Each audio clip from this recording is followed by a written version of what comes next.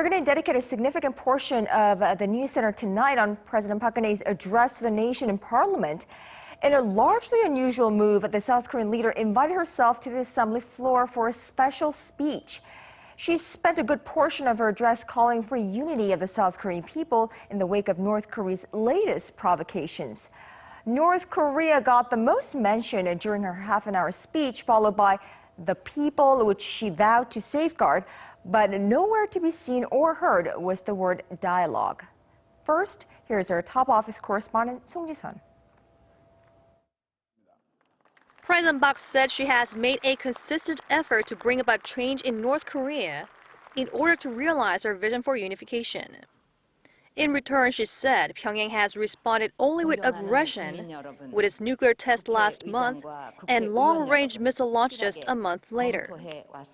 Saying that the Kim Jong-un regime is on a reckless run without brakes, she said North Korea has the potential to deploy a nuclear-tipped missile if there is no change in the current approach. 국민 여러분, 이제 기존의 방식과 선의로는 북한 정권의 핵 개발 의지를 결코 꺾을 수 없고 북한의 핵 능력만 고도화시켜서 결국 한반도의 파국을 초래하게 될 것이라는 점이 명백해졌습니다. 이제 더 이상 북한의 기만과 위협에 끌려다닐 수는 없으며 과거처럼 북한의 도발에 굴복하여 퍼주기식 지원을 하는 일도 더 이상 해서는 안 될 일이라 생각합니다.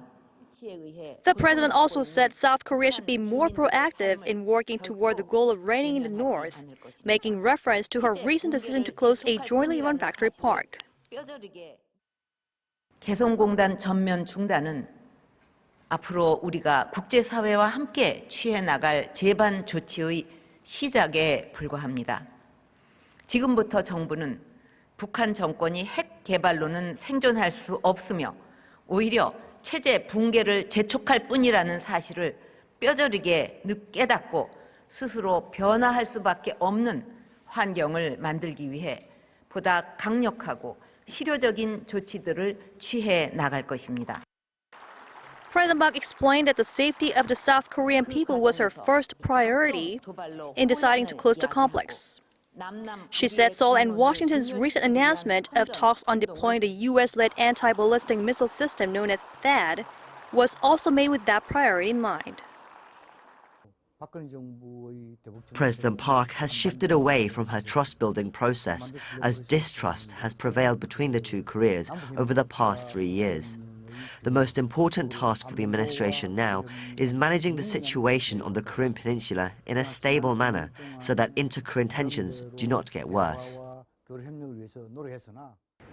Calling on both lawmakers and the public to unite, President Park said the nation cannot survive if division stems from within, and there should be neither rivals nor internal aggression when the nation is facing a common crisis of national security.